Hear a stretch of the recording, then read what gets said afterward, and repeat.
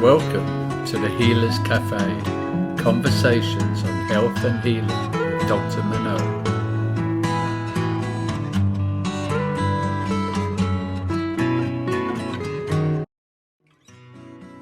So welcome to the Healers Café. And today I have with me Christine Ramos, and she is a maternal child health registered nurse who has worked as a certified childbirth educator, certified doula, and an internationally board certified lactation consultant. She has earned 2 baccalaureate degrees prior to becoming an RN. Christine was a social worker for 10 years in the mental health field. And well, there's a lot more, but I'm just going to welcome you to this show. And thank you so much. It was a lovely introduction, and thank you for having me.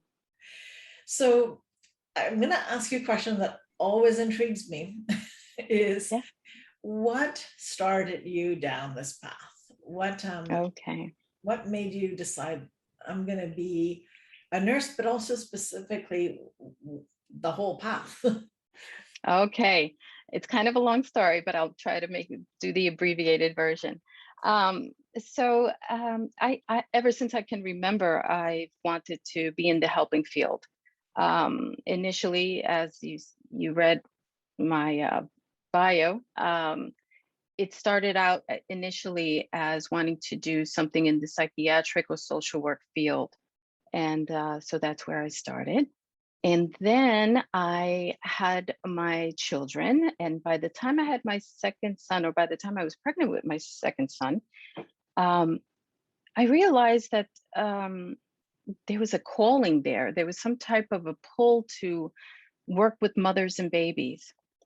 And so after 10 years of working in the mental health field, I said, you know what, I'm going to take the plunge. I took a accelerated nursing degree course, which was 69 credits in 1 year. I almost lost my mind, but I completed it, and I started nursing. I started out initially in cardiac health, and then I went on to maternal child health, and I've been doing that ever since. On the personal side, again, I've always known that I wanted to be in the helping field, but I also realized maybe about 12 years old, 13 years old, that I was able to perceive the human energy field. And the way I feel that is as sensations on my skin. And you can also see it clairvoyantly. And when I put all of those things together, the academic studies, the actual experience with patients, and the understanding I have and perception of the human energy field, I said, you know what, I'm in a position where I'm looking at children, I'm looking at pregnancy, childbirth in a whole different way. And so by the time I had my third child and last child, I realized that there is no work out there with regard to the profound spirituality of bringing new life into this world. And I wanted to take all of that experience and education and write it myself. And that's exactly what I did. And my book, A Journey into Being, really goes into the inherent truths in the chakras. So you have the 7 chakras, and you have from bottom up, the root chakra that deals with issues of safety and security. Well, how does that apply to our children, and how can we teach them those types of truths? And you have the sacrum chakra, which deals with one-on-one relationships and how to honor that, and who are the first one-on-one relationship that the child has. It's their parents, correct? So important to have that as such a stable and safe first relationship. The third chakra, we're talking about the solar plexus, and that has everything to do with self-worth and self-esteem and identity. And think about how difficult that is for our children these days. How difficult it is with social media, and how we've just heard reports on how young adolescent girls are committing suicide at an alarming rate. Yeah. And you have that, so that's teachings of the solar plexus, and how important it is to teach them how beautiful and how worthy they are just the way they are. Then you have the heart chakra, which deals with love and forgiveness, but that forgiveness is not only for others, it's for yourself. So imagine that, the importance of teaching your child how worthy they are of love, and how it's so important to learn how to forgive yourself throughout any kind of adversities that they have. Then you have the throat chakra, which has to deal with the person's will and their self-expression. And it's the bridge between the heart and the mind, and the importance of teaching children how what they have to say is important and they're worthy of being heard. Then you have the brow chakra, that has to do with insight and mental processes. And so how important it is to let your child know that what they envision as their future, that they can do, whatever they put their mind to, they can manifest whatever it is that they see in their future, and what they have a natural talent and aptitude for. Then you have the crown chakra, and that has everything to do with higher consciousness and your relationship to whatever you see as a higher power or source, or however way you want to phrase it. It could even be your own higher consciousness and your connection to that. So that's a part of the book, and how we can apply those truths to children. And it goes into, it's almost, I kind of explain it as, you know, the book, What to Expect When You're Expecting. It's like the most famous and well-known popular book for pregnancy and childbirth. I always say that my book is kind of the spiritual perspective version of What to Expect When You're Expecting. And I also go into spiritual dynamics of when a child comes into the world, and how it's more than likely that you were chosen as the parents. And how we go through lives just basically in soul groups, and how we honor one another, and how we teach each other just spiritual truths, and it's for the purpose of evolving our own souls. I love how you've used the chakras, each Oh, as thank you. teaching points, you know, because it's the work that the parents can do, but it's also the relationship. It's also the teaching that they can have to the children, and recognizing. Absolutely. It's a brilliant idea to use it.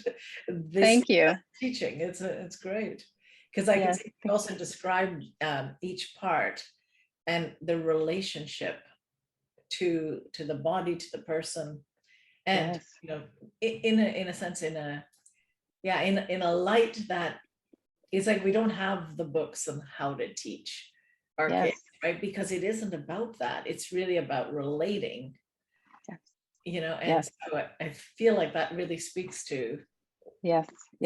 And I always say to my patients, and I say to the people who read my my work, and that is that there is no such thing as a parenting expert. Right. Even your pediatrician did not take courses in parenting. So the best person to know your individual child is you. And the way you do that is by seeing the naked truth of your child. Try not to see your child as a reflection of you, Mhm. or a reflection of your spouse.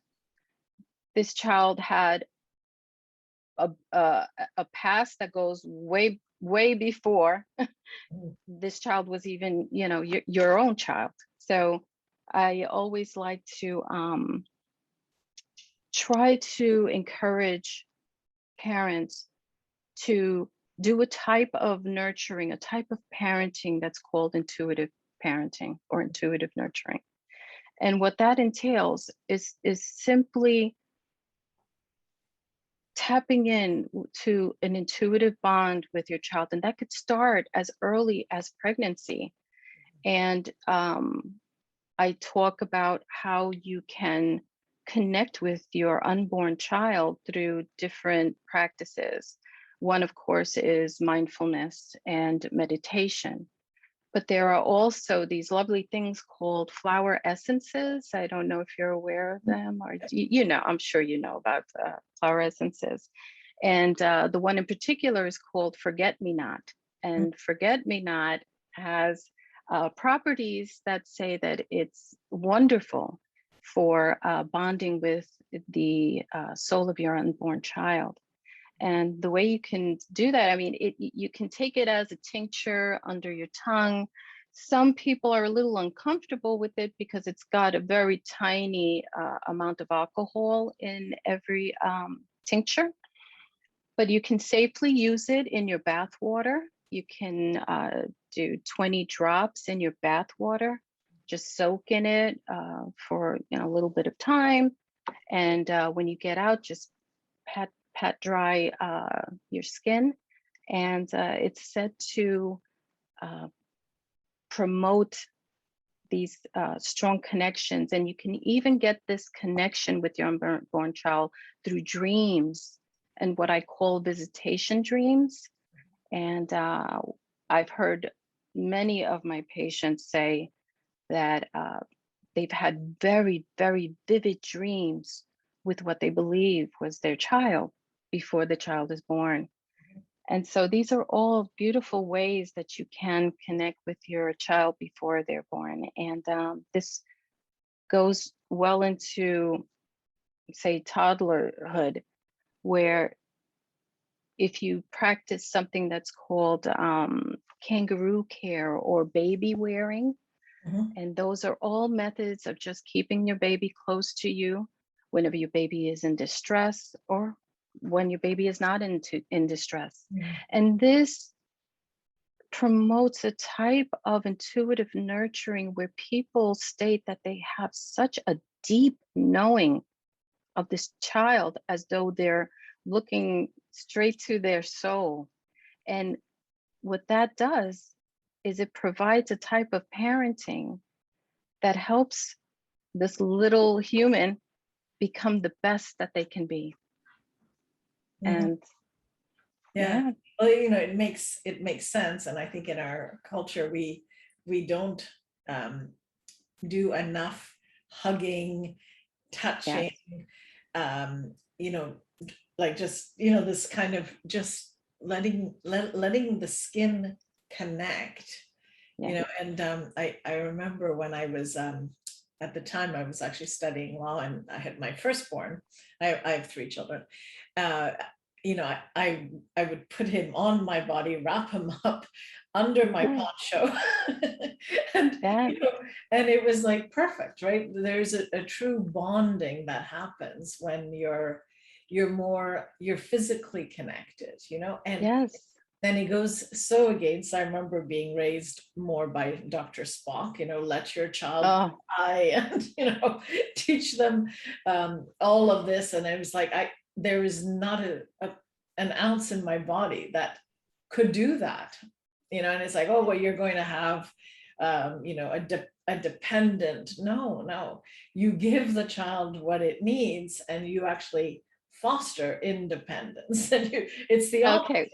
Exactly. And I can go on a soapbox now and take up an hour or more of your time with that one topic alone. It's been absolutely proven, that close skin to skin contact with your child, it has physiologic benefits. Now, this is not just emotional or mental benefits. This is true physiological benefits for every body system. So we're talking digestive system, we're talking cardiorespiratory system, we're talking about cardiovascular system, we're talking about neurological systems, immune systems, you name it. The entire body of the baby, the infant, when it is in close proximity or skin to skin with the caregiver, it helps to regulate and organize all of these systems to an optimal functioning.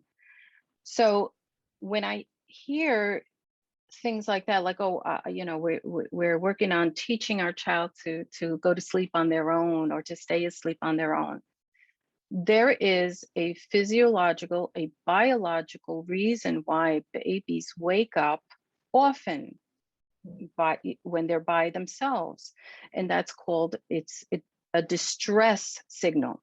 Now, that distress signal is to say either I'm hungry or something is wrong with my environment. Now, we in Western society especially, we have taken on the notion of trendy type of parenting. And what anthropologists call the type of parenting that we do is cash care, CACHE, care, versus carry care. Now, carry care is what all primates and higher thinking animals do for their young. Why? Because their young has the brain size and capacity that's not at the level that they can be left alone. They have survival mechanisms that make them, such as crying, that make them tell their caregiver, I need you now. I'm in distress. Something is unfamiliar, something is wrong. And so what we do, especially Western society, is we have that whole cash care mentality, and we separate parent and baby, and we do all of these very counterintuitive things like letting them cry it out, when just recently it's been proven that part of the distress call of the baby is to say it can be even life-saving, because babies who take a lot of time or are with their caregiver in close proximity for regular periods of time, they have found that these babies suffer much less from things such as sudden infant death syndrome.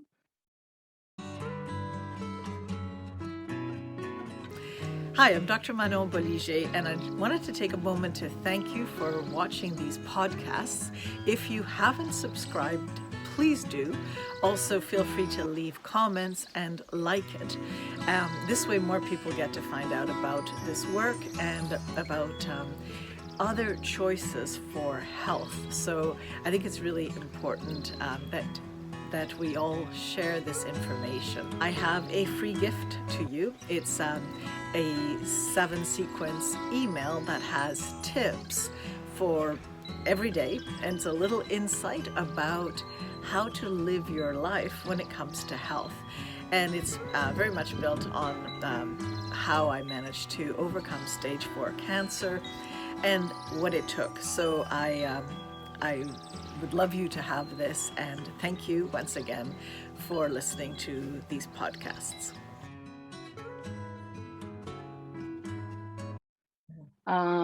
And other types of potentially dangerous illnesses.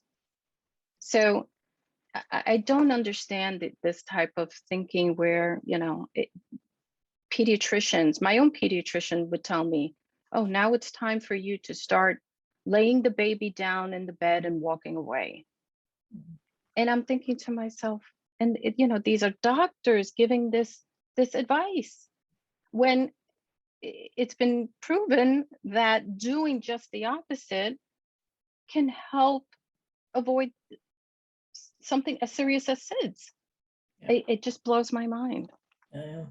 Well, it just, just comes to show too that, doctors, we have a white coat syndrome fear, but we also have a white coat syndrome respect, which, I mean, I believe all people should respect all people, but we don't Sure. need to imbue with knowledge that they may not have, right? That's the thing, is Correct. you're not trained in all of this. You're not necessarily up to date on every piece of research, right? So I Correct. think it's really essential that that parents or people take charge of their health, that they become intuitively connected so that they trust themselves.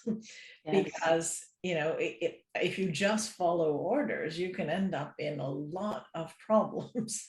So Oh yes. Oh yes. And it's that's like another. breastfeeding, right? That's another one. There's Yes.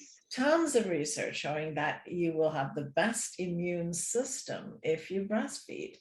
And again, maybe it's to do with the cash system, but of course, that's not the way that there's interests at play as well, that I think are that educate these institutions. If you look at Yes. the funding of the Mm-hmm. we can go there, but the point is we have to know that. Yes. And I'll True. give you a perfect example of that. Up until recently, as a matter of fact, there are still in the United States a few hospitals that still do this, and that is discharge the new mom with a nice little care package of formula, right? And who sponsors that? Of course, it's the formula companies, and they dress it up in these beautiful diaper bags with a bunch of free samples and coupons and all of that. Now, think about the perception that the new mother is going home with, right? So here, her own healthcare institution, her own healthcare facility is discharging her with this bag of formula. Well, what's the message you're giving her? Right? It's okay. We're advocating this. Exactly. We're actually advocating that you use this because we, as your healthcare providers, we're giving this to you. Yeah. So yes, there is a tremendous commercial interest behind all of that type of decision making. And finally, there is something here in the United States. I don't know if you have it where you're at. Also, it's called the Baby Friendly Initiative. Mm-hmm. Have you heard of that? Yeah, it's I don't think it's called that here, but I'm not. That's not my field of expertise. So yes, I may not know it. Yeah. The Baby Friendly Initiative is a step-by-step implementation of measures to improve breastfeeding outcomes in the hospitals. And it's instituted by the WHO, World Health Organization, and for the United States, also the CDC is involved. So yeah, it's a wonderful initiative. I think we are at least in the United States, we are about 60%, I want to say, of hospitals institute baby-friendly initiative, but we definitely need to raise that number. And with the baby-friendly initiative, one of the most important steps, of course, no surprise here, is skin-to-skin contact immediately after birth. And for at least an hour afterwards. Mm-hmm. Yeah. And rooming in with the baby, giving the mother and the father as much uninterrupted time as possible with their baby. Whereas before, at least I remember when my children were born, they whisked the baby off to the nursery almost immediately. Yeah. And so, yeah, and all of that, what that does is empower the mother and empower the father to establish that intuitive bond and to just basically allow nature to take its course. Yeah. And so, yeah, it's a good thing. We're trending in the right direction. I just hope, that, it continues to go forward. Yeah, and I do think you really hit on it when you say it. What's the message that's being given? Because when you're giving a so-called solution, people think that they're lacking something, or maybe their milk may not be good enough, or it feeds into all of this instead of realizing that we are really perfectly made. So that's, I think, one of the problems with medicalization, and we're seeing it now with the belief that our immune system isn't good enough. It's the same thing. We're disempowered. We think that the solution must come from elsewhere, and Absolutely. anyway, because we're talking about kids, I know lots of people will listen to this, but I really feel it's important too, when we're making decisions for our children, pay attention to all of this. What's the money behind? What's the end game? What are the beliefs? If it's something is experimental, pay attention.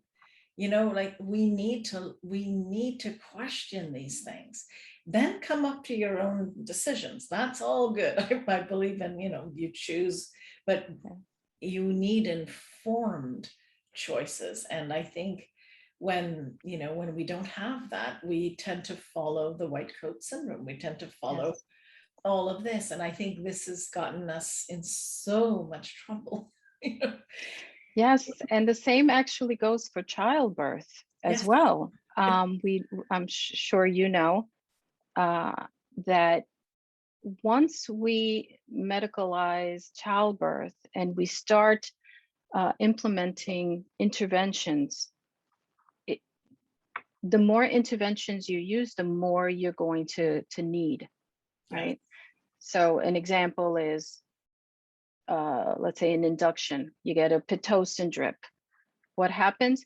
Your uterine contractions are so much more intense than natural contractions. So what does that mean?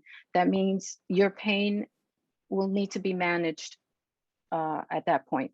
What does that mean? Now you need an epidural. What happens then? Well, epidurals are known to stall contractions and to stall the birthing process. Well, now what? Well, do you need forceps delivery? Well, what if that doesn't work? Well, do you need a C-section? So it's definitely a domino effect. And that's one of those things that not meant, unless you specifically go out there and educate yourself about how that works, you're not going to know. No. And you're going to think, okay, well, my pediatrician wants to speed up my labor. Okay, so let's go ahead with the Pitocin and let's go ahead with this. And then before you know it, it's out of control. Yeah. And and I always say to my patients, and I write it in the book as well, it's the baby that decides when it's going to arrive. Yep. Not your pediatrician. I mean, not your obstetrician, rather. Yeah. Your obstetrician is not the one that says, oh, you know what, it's time for your baby to be born. I mean, obviously, if the baby is in distress, if the baby is more than 2 weeks overdue, yes, of course, there is a medical indication in those cases. However, if everything is going as it should, why rush? Why? I've had patients who actually told me that they're scheduling a C-section on a certain date, because they want to be able to get into a dress that they bought for a wedding in 2 weeks. I've heard people say they want to schedule a C-section because they want to make sure that they get a certain obstetrician on a certain day. Yeah. So it's, and it's all about education. It's all about letting, women know that they have choices, and to make these choices with as much education as possible. Mm-hmm.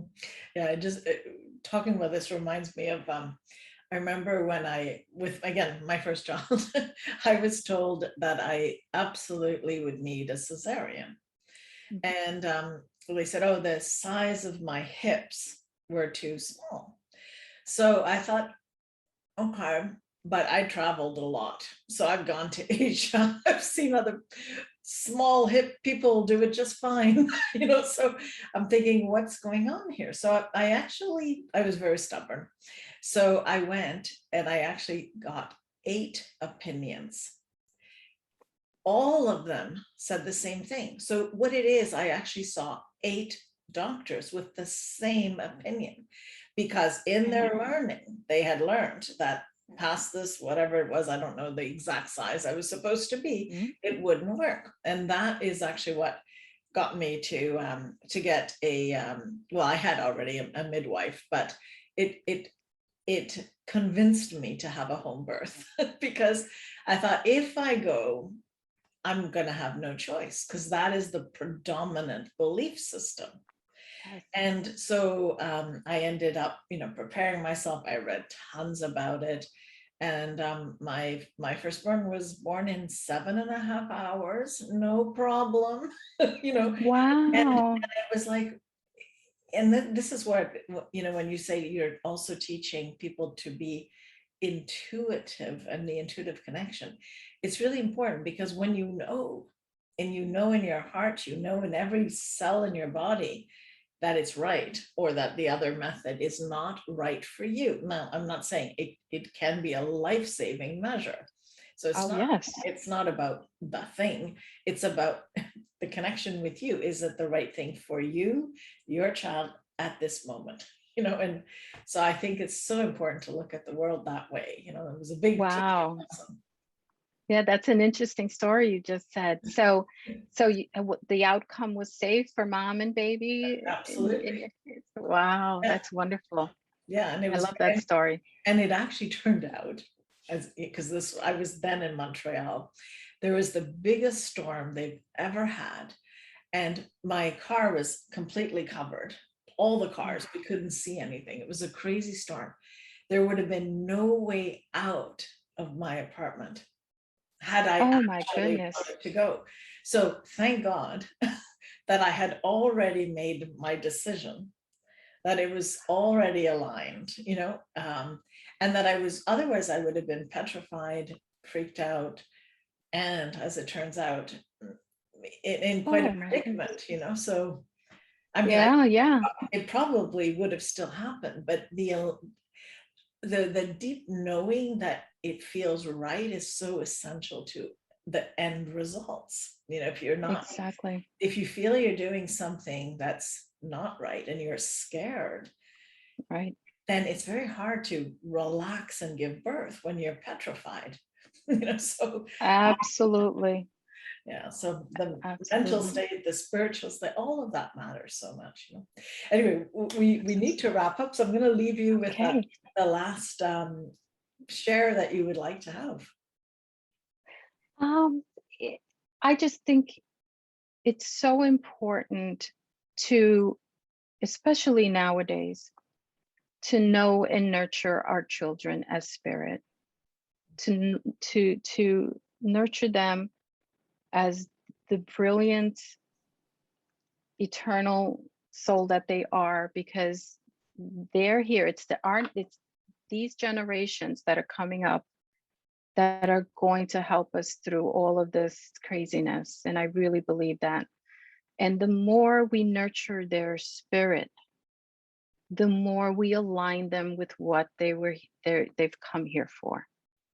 And that is to hopefully raise our consciousness and raise the collective consciousness and get us out of the troubles that we've been in, such as climate troubles and divisiveness and all of that stuff we're seeing now.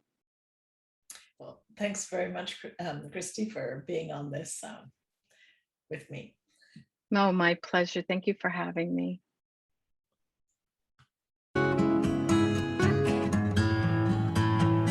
Thank you for joining us at the Healers Café with Dr. Manon. For more information, go to drmanonbolliger.com.